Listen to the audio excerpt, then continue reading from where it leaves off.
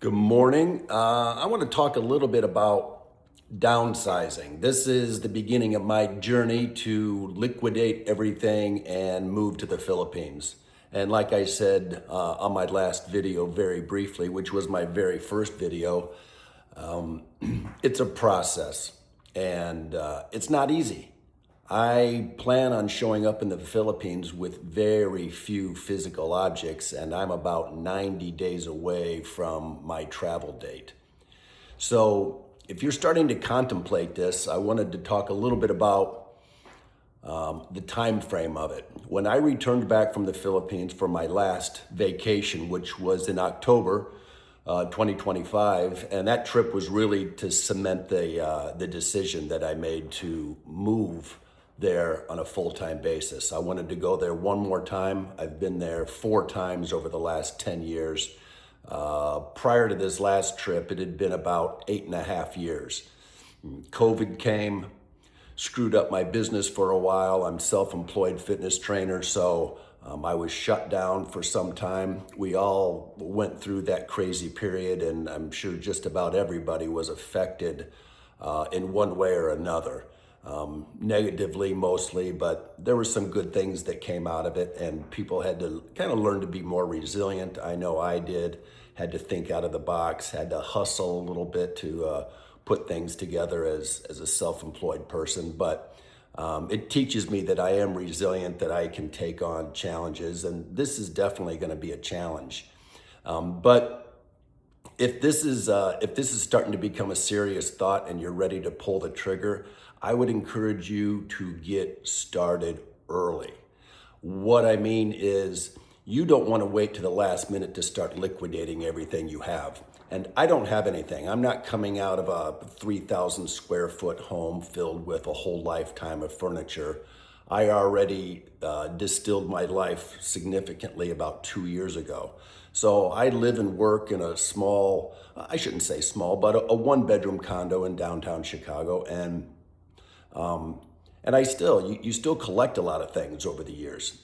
So what happens is you want to start selling and gifting things as soon as you've made that decision. And at this point, I think I mentioned last time, I've sold about 90 different things in the last 4 months because I started selling aggressively as soon as I got back from my October trip. I think I was back October 30th. And I knew then that I was going to go ahead and make this move. So I started selling, and I sell everything really on Facebook Marketplace. There's a few other apps that people can use, of course. Find one that works for you, but that's been kind of a go-to for me, and it's been really successful. But starting earlier gives you options. For one thing, it gives you pricing options. If all of a sudden you're looking at 3 weeks away from your travel time, and you're going to be on that plane, you have to start giving things away. You have to drop prices ridiculously low. Starting earlier gives you leverage. You can hold out for a while. You can reject offers. There's always going to be low ball offers. And you have to realize things that are valuable to you, things that are sentimental. Oh, I paid $750 for that table. I'm going to try to get at least 500. You can't think that way. What I've started to really do, and I started doing a long time ago, is realizing everything I have, 99% of everything I own, I've already gotten the value out of it. I owned it, I used it, I admired it. Whatever the object is, if it was just something, a piece of artwork or a simple print that I had up on the wall, a piece of furniture, whatever it is, I've already gotten the value out of that. So trying to cling to the idea, here's how much I paid for it, and so I have to get this much out of it, I think you have to abandon that. If you do that, you're going to be stuck with a lot of your possessions. And it can be really emotional. I mean, I was going through boxes for days and days, weeks actually, because I'm kind of sentimental. I'm a bit of a pack rat. I mean, I had boxes of letters and cards and everything from high school, birthday cards, birthday cards I received from my grandmother when I was 8 years old. I had a box of all kinds of stuff like that. Little kind of notes, all kinds of sentimental stuff. And am I keeping some of that? A small fraction. But what I did was give myself time to look through, appreciate those things, think about the people that gave those to me. I really started to realize how many people have really loved me in my life. Sometimes I feel a little isolated, especially at this point in my life. Friendships have changed, family members are now gone, parents are gone, certainly grandparents have been gone a long time. But it was really kind of cool to look back and say, I've had a lot of good people in my life. Some of those things, it's okay to let go of them. If it's hard to let go of that physical object, I understand, and you can put it to the side. I also took pictures of things. I'm like, maybe I want to look at this little note that I received on a birthday card or something when I was a kid, because it was really sweet, or, it made me think of a special time when I was young and had these people in my life. Take a quick picture of it.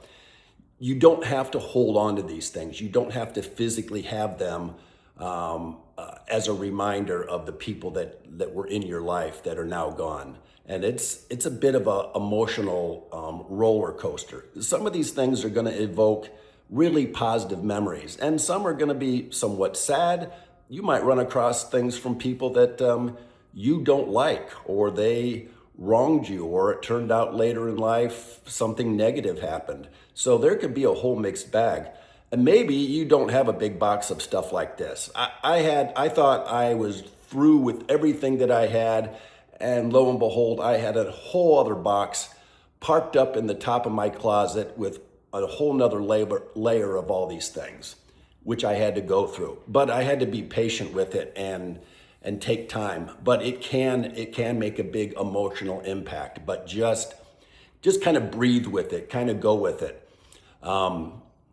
So there's lots of different levels, but what I wanted to get back to is getting started early, because for me, I'm not retiring, I'm relocating. I need to still keep working, and I actually want to. I'm going to shift my in-person fitness training business to an online platform. I might work with local adults. My group is, the over 50 crowd that is starting to age and needs to stay functional, working on balance, strength, and everything like that. So that's what I'm going to be shifting towards. And so my relocation is based on a lot of really, I don't have room to make bad decisions. God knows I've made plenty of them already in my life. So now I'm really trying to make critical, strategic decisions. And part of that is accumulating cash. And you probably have more stuff of value than you realize. And I did. To give you an idea, and again, I live in a relatively small place, a one-bedroom condo. I've distilled my life down. And if I were to change my mind today and say, you know what, I'm not going, oh my God, I've sold, over 90 things so far on Marketplace, I wouldn't miss anything. I wouldn't miss any of those objects, really. A couple of shelves that I've had that now, my storage is a little limited. Yeah, but that's easily replaceable. But just from odds and ends, some jewelry, which I talked about in my last video, I've put together about $7,000 of selling stuff, which I didn't really think I had that much stuff, or I didn't really think I had that much stuff that anybody would really want. But it's amazing how many $50, $80, $150 items add up, and they add up really fast.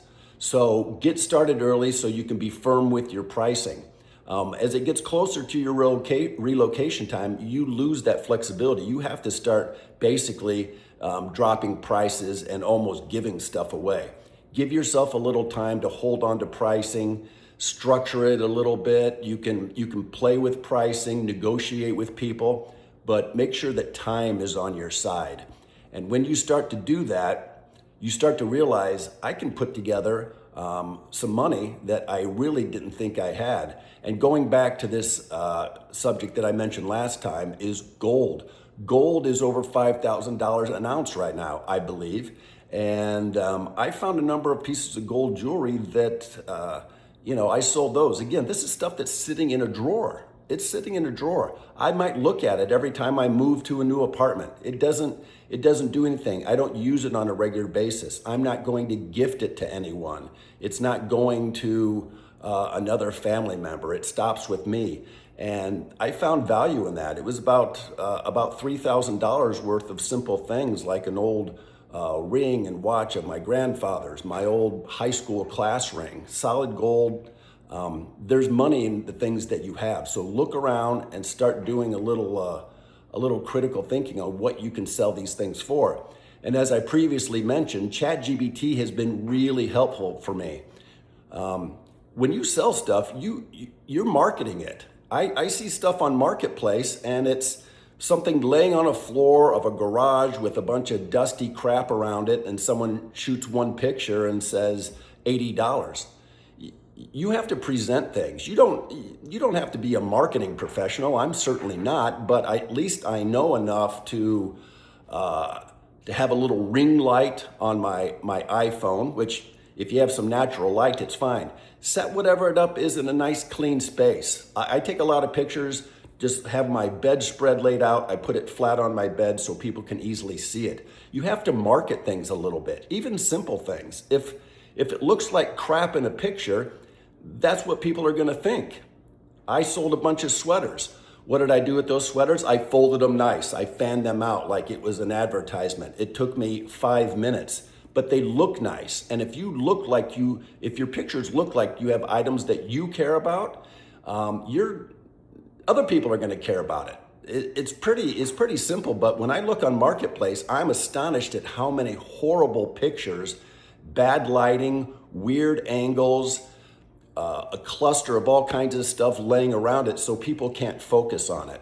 So take a little time, learn how to take a couple of simple pictures of whatever it is. And video, a short video, for some reason really resonates with people. Do this. This is important. I've been successful, really successful at selling stuff. And I've talked to some people that have been on Marketplace and they're like, wow, I've never really been able to do that. It's not magic. It's a little bit of marketing and some visual presentation, because that's all you have. You're not running a home shopping network and you can tell people about it. Your pictures have to tell the story, or a short video.